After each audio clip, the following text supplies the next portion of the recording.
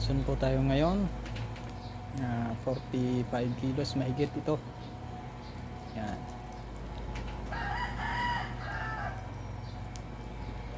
Lapit na siya pumula.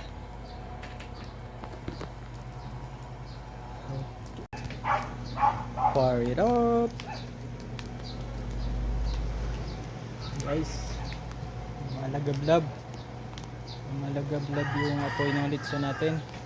Sorry nga pala guys, hindi ko na i-upload yung ating video na kung paano magbiyak ng litson kasi bawal kay mita yan, pero hanapan natin yun ng paraan yun para maka-upload tayo ng ganong style para may matutunan kayo.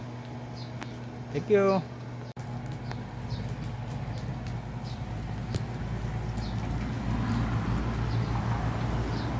Wala na siya, golden brown na siya ang kulay niya. Yan. Fire it up pa rin.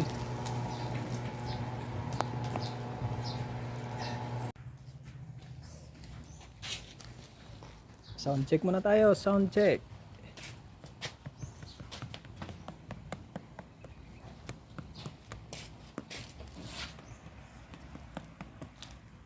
Guys, litson natin ngayon.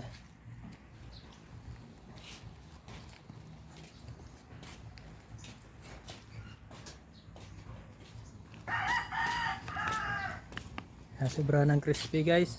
Bumitak yung balat sa likod pero malutong yan. Yan o. Yan, malutong yan.